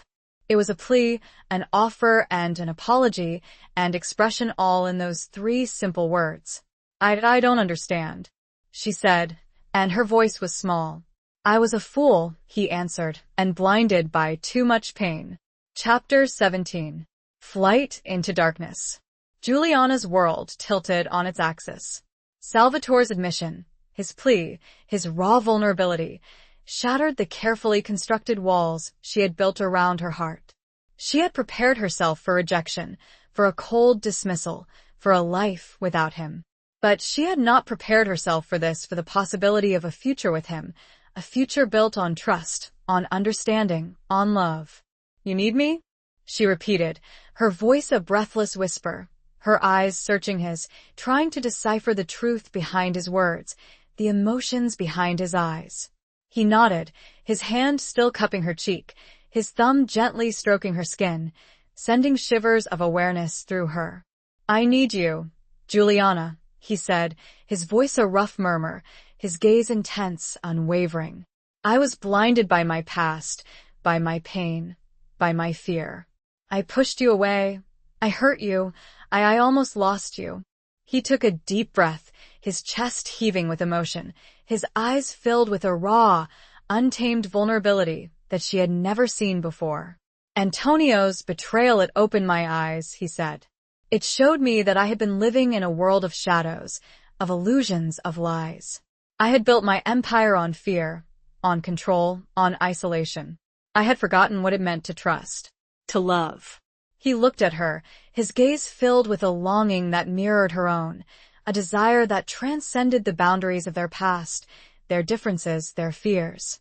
You showed me the truth, Juliana, he said, his voice choked with emotion. You showed me that there is another way. A way to live, a way to love, a way to be free. Tears welled in Juliana's eyes, hot and bitter, tears of relief, of joy, of love. She reached out, her hand touching his, her fingers interlacing with his, a connection that was both physical and emotional, a bond that had been forged in fire, in pain, in betrayal.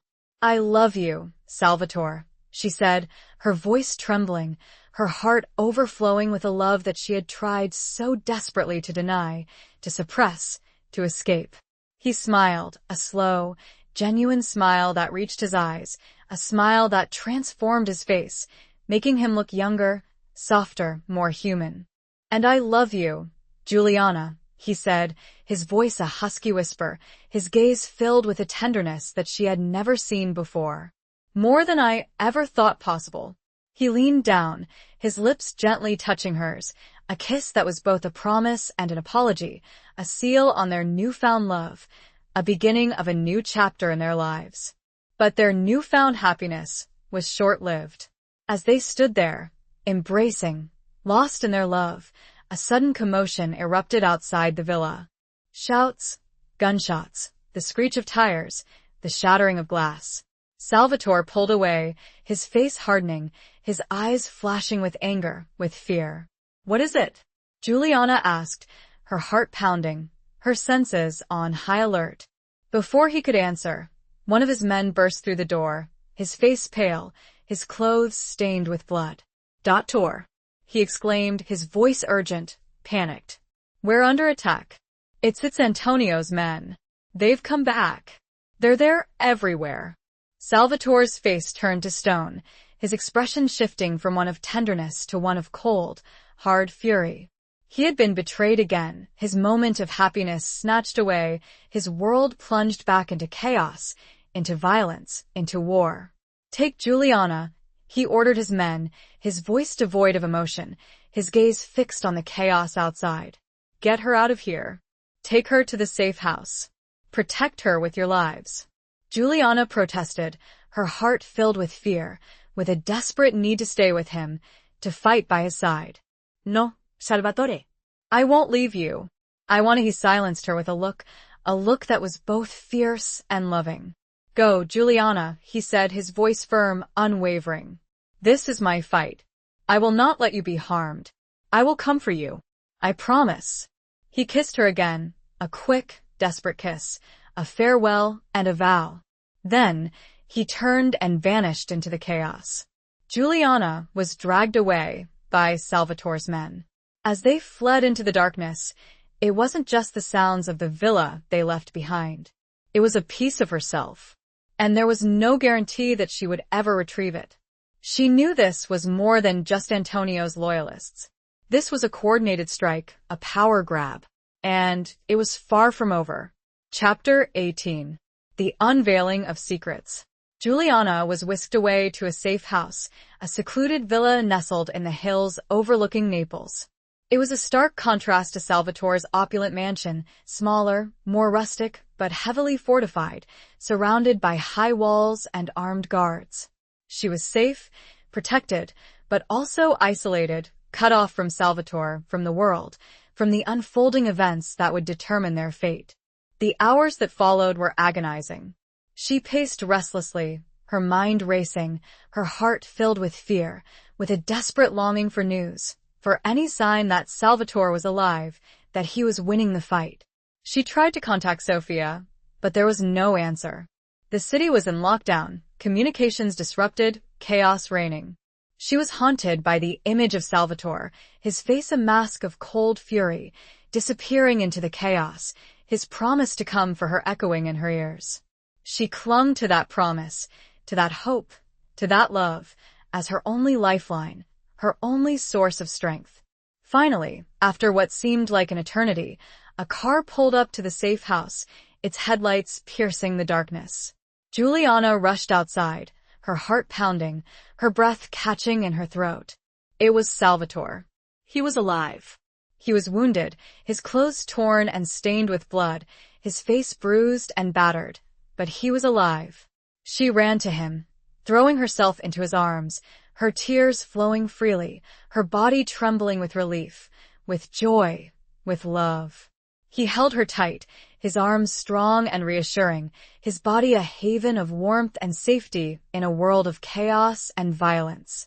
I thought I'd lost you," she sobbed, her voice choked with emotion. "Never," he whispered, his voice rough, his breath warm against her ear. "I promised I would come for you, and I always keep my promises." He led her inside the safe house, where his men tended to his wounds, their faces grim, their eyes filled with a mixture of relief and concern. The attack had been brutal, devastating, a near-fatal blow to Salvatore's organization. "Antonio, he escaped," Salvatore said, his voice filled with anger, with frustration, with a sense of betrayal that cut deeper than any physical wound. "He had help. From outside. Someone powerful. Someone who wants to see me destroyed." Juliana's heart sank. Antonio's escape meant that the threat was still real, that the danger was still present, that their lives were still in peril. But who was helping him? Who was the mastermind behind this elaborate plot, this ruthless power grab? As Salvatore recovered, he began to piece together the fragments of information, the clues, the whispers, the rumors. He interrogated his men, analyzed the evidence, followed the trail of betrayal, seeking answers, seeking vengeance. He discovered that Antonio had been working with a rival family, the Morettis, a powerful clan from Sicily, known for their ruthlessness, their ambition, and their long-standing feud with the De Luca family. But the Morettis were not acting alone. They had an ally, a silent partner, someone who provided them with information, with resources, with access. Someone who knew Salvatore's organization intimately, someone who had his trust, someone who was close to him. The truth, when it finally emerged, was a devastating blow, a revelation that shattered Juliana's remaining illusions about the world she had been thrust into, a world where loyalty was a fleeting illusion, trust a dangerous gamble, and family a weapon of mass destruction. The mastermind behind the plot, the silent partner, the one who had betrayed Salvatore, was his own mother, Isabella De Luca. Juliana remembered the older woman, the matriarch of the family. She'd only met her briefly, but she'd seemed every inch the regal, powerful woman one would expect. But underneath this, Salvatore received the news with a mixture of shock, disbelief, and a profound sense of betrayal that cut deeper than any wound he had ever suffered. His own mother, the woman who had raised him, who had taught him the values of family, of honor, of loyalty, had plotted against him, had sought to destroy him, had betrayed him. The secrets were coming to light, not just about Antonio, but about the very heart of Salvatore's world, the hidden truths that had shaped his life, his destiny, his soul. And the unveiling was far from over. The most painful revelation was yet to come. Chapter 19. Blood Ties and Bitter Truths. The revelation of Isabella De Luca's treachery sent shockwaves through the already fractured remnants of Salvatore's organization. The very foundation of his world, his belief in family, in loyalty, in the sanctity of blood ties, had been shattered. He was a man adrift, stripped of his illusions, facing a truth more bitter and more devastating than any he had ever encountered. Salvatore retreated further into himself, his pain and anger a palpable force. He became consumed by the need to understand why. Why had his mother betrayed him? What had driven her to such a desperate act? What secrets lay hidden beneath the surface of their seemingly close, loving relationship? Juliana tried to reach him, to offer comfort, to share his burden, but he pushed her away, gently but firmly. He was lost in his own private hell, grappling with demons she could only imagine. He needed time, space, and answers. He began his own investigation, delving into his family's past, unearthing long-buried secrets, uncovering a history of violence, betrayal, and hidden resentments. He discovered that Isabella had always resented his father, Don Lorenzo de Luca, for his infidelity, for his cruelty, for his preference for Salvatore, his illegitimate son, over her own children. Lorenzo, it turned out, had had a long-standing affair with a woman from a rival family, a woman who had borne him a son, Salvatore. When Lorenzo had brought Salvatore into the family, recognizing him as his heir, Isabella's resentment had festered, growing into a deep-seated hatred, a desire for revenge. She had bided her time, waiting for the right moment to strike, to reclaim what she believed was rightfully hers, to restore her own children to their rightful place in the family hierarchy. Antonio, her favorite nephew, had been her chosen instrument, her pawn in a game of power, of vengeance, of destruction. But there was more. As Salvatore dug deeper, he uncovered another, even more shocking secret, a truth that would forever alter his perception of himself, his family, and his relationship with Giuliana. He discovered that Giuliana's father, Alessandro Bianchi, had not been just a business rival, a thief, a traitor. He had been Lorenzo de Luca's best friend, his confidant, his brother in all but blood. And, most devastatingly of all, he learned that Alessandro had known about Isabella's plot. He had known about the plan to betray Salvatore, to frame Giuliana, to destroy the De Luca family. He had had a choice, to warn his friend, to save his daughter, or to remain silent. He had chosen silence. The weight of this revelation was almost unbearable. Giuliana's father, the man she had loved, the man she had mourned, had been complicit in the plot against Salvatore, in the events that had led to her captivity, to her pain, to her near destruction. The truth made Salvatore feel sick. It explained Isabella's motivation. It explained Antonio's willingness. It explained everything. And it explained why Alessandro had stolen those documents in the first place. He must have gotten cold feet, a last-ditch attempt to either back out or expose the plot. Salvatore knew that he had to tell Giuliana. He had to share the burden of this terrible truth, to face the consequences, to risk losing her love forever. He found her in the garden of the safe house, sitting by a fountain, her face pale, her eyes filled with a sadness that mirrored his own. He sat beside her, his hand reaching out to take hers, his touch hesitant, uncertain. "Giuliana," he began, his voice low, heavy with the weight of the secrets he carried. "There's something you need to know." He told her everything. He told her about Isabella's betrayal, about her motives, about her long-standing resentment and desire for revenge. And then, he told her about her father, about his friendship with Lorenzo, about his knowledge of the plot, about his silence. As he spoke, he watched her face, his heart aching with each word, with each revelation, with each blow to her soul. He saw the shock, the disbelief, the pain, the betrayal. When he finished, she sat there, silent, numb, her eyes fixed on some distant point beyond the walls of the garden, beyond the confines of their world. The blood ties that had bound them, that had separated them, that had defined their lives, were now revealed to be stained with betrayal, with lies, with bitter truths. The reckoning was at hand, and the future, once again, was uncertain. He didn't know what she would say, what she would do. He only knew that this truth had changed everything, perhaps irrevocably. Chapter 20. The final confrontation of hearts and loyalties. Giuliana sat in stunned silence, the weight of Salvatore's words crushing her. Her father, the man she had idolized, the man she had believed to be good and honorable, had been complicit in a plot that had nearly destroyed her life, that had torn apart Salvatore's world. His silence, his inaction, had been a betrayal, not just of Salvatore, but of her, of their love, of everything. She looked at Salvatore, her eyes filled with a mixture of pain, confusion, and a profound sense of loss. She saw the hurt in his eyes, the vulnerability, the love that still lingered, despite the devastating revelations. I don't know what to say," she whispered, her voice trembling, her heart aching with a grief that was almost unbearable. "My father," He wasn't the man I thought he was. Salvatore reached out, his hand gently cupping her cheek, his thumb wiping away a tear that traced a path down her face. I know, Kara, he said, his voice soft, filled with a compassion that belied the pain he himself was suffering. It's a lot to process. A lot to accept.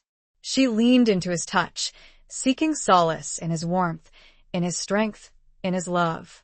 She needed him, now more than ever, to help her navigate this storm, to help her make sense of the shattered fragments of her past, of her beliefs, of her identity. What do we do now? She asked, her voice barely a whisper, her gaze searching his, seeking guidance, seeking hope. He took a deep breath, his eyes filled with a resolve that belied the turmoil within him. We face the truth, he said, his voice firm, unwavering. We confront the past. And we decide our future. He stood up, pulling her with him, his hand holding hers tight, a lifeline in a sea of uncertainty. I have to confront my mother, he said, his voice filled with a mixture of anger, pain, and a lingering sense of duty. I have to understand. And I have to make her pay. Juliana nodded, her heart aching for him, for the pain he was enduring, for the burden he carried. She knew that he had to do this, that he had to face his demons, to confront his past, to reclaim his future. And Antonio? She asked, her voice trembling, her heart filled with a mixture of fear and a lingering sense of justice. Salvatore's face hardened, his eyes flashing with anger, with a cold determination that sent a shiver down her spine. Antonio will pay for his crimes, he said, his voice devoid of emotion, his gaze fixed on some distant point beyond the walls of the safe house. He will face the consequences of his betrayal. They returned to Naples, to the villa, a place that was now haunted by ghosts, by secrets, by broken vows and shattered trust. The atmosphere was tense, charged with a mixture of fear, anticipation, and a sense of impending doom. Salvatore arranged a meeting with Isabella, a confrontation that would take place in the grand dining room, the same room where he had first offered Juliana a proposition, where he had first revealed his interest in her, where their dangerous dance had begun.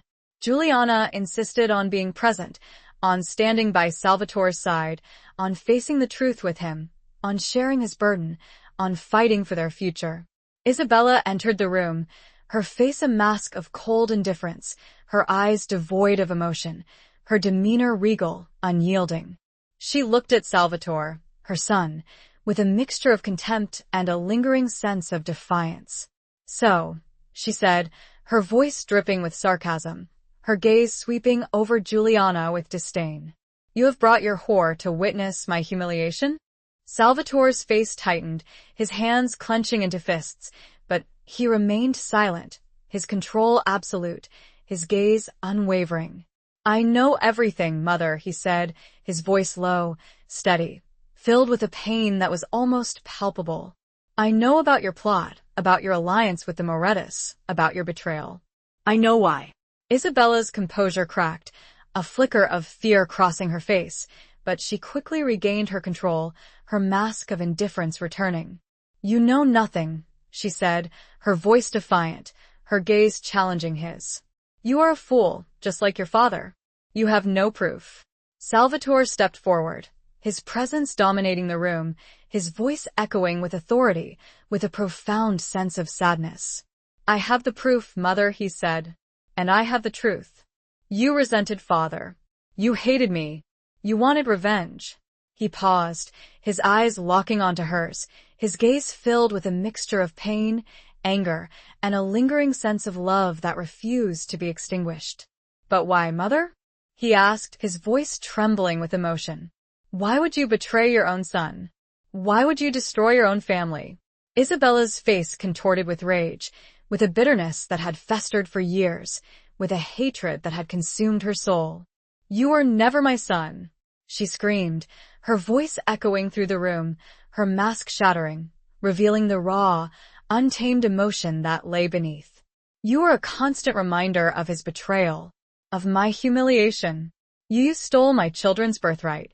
Salvatore stood there, silent, stunned, absorbing the blow, the full force of his mother's hatred, the depth of her betrayal. He had expected anger, resentment, but he had not expected this venomous outpouring of hatred, this complete rejection of him as her son. Juliana stepped forward, her hand reaching out to take Salvatore's, her touch offering comfort, support, and a love that would never waver. "You are wrong, Isabella," she said, her voice clear, strong, unwavering. "Salvatore is a good man. He is an honorable man. He is the man I love. And he is a better son than you deserve." Isabella looked at Juliana, her eyes filled with a hatred that was almost palpable, a venomous rage that was directed not just at Salvatore, but at her, at the woman who had stolen her son's heart, at the woman who represented everything she despised. You are just like your father," she spat, her voice dripping with venom. "A thief. A liar. A traitor." Juliana's face paled, but she stood her ground, her gaze meeting Isabella's, her chin held high. "My father made mistakes," she said, her voice steady, her eyes filled with a mixture of sadness and forgiveness. "But he was not evil. And I will not let you poison Salvatore's heart with your hatred." The confrontation ended, unresolved, the air thick with unspoken tension, with unresolved conflicts, with the lingering pain of betrayal. Isabella was taken away, her fate uncertain, her future bleak. The final confrontation was between a mother and the son had chosen love over blood. Salvatore and Juliana were left standing alone, in the ruins of their shattered world, facing a future that was uncertain, but filled with a love that had survived the fire, the betrayal, the bitter truths. They had each other, and for now that was all that mattered. Epilogue. The years that followed were a testament to the resilience of love, the power of forgiveness, and the enduring strength of the human spirit. Salvatore and Juliana, hand in hand, navigated the treacherous waters of their world, rebuilding their lives, their families, and their future. Salvatore, stripped of his illusions, freed from the chains of his past, began the arduous task of transforming his organization, dismantling the structures of fear and control, replacing them with a new foundation of trust, of respect, of justice. He sought to create a world where loyalty was earned, not demanded, where power was tempered with compassion, where love could flourish. He never fully escaped the shadows of his past, the legacy of violence and betrayal that had shaped his life, but he learned to live with it, to manage it, to control it. He learned to trust, to love, to forgive. He learned to be a leader, a protector, a husband. Juliana, healed from the wounds of her captivity, from the betrayal of her father, from the shattering of her illusions, blossomed into a woman of strength, of grace, of unwavering love. She became Salvatore's confidant, his advisor, his partner in every sense of the word. She helped him navigate the complexities of his world. She challenged him. She supported him. She loved him. She also found her own purpose, her own voice, her own power. She became an advocate for the voiceless, a champion for the oppressed, a force for good in a world that desperately needed it. She used her influence, her intelligence, her compassion to make a difference, to heal the wounds, to build a better future. They never forgot the lessons of the past, the betrayals, the losses, the bitter truths. But they did not allow those experiences to define them, to imprison them, to destroy them. They used them as fuel, as motivation, as a reminder of the importance of love, of loyalty, of forgiveness.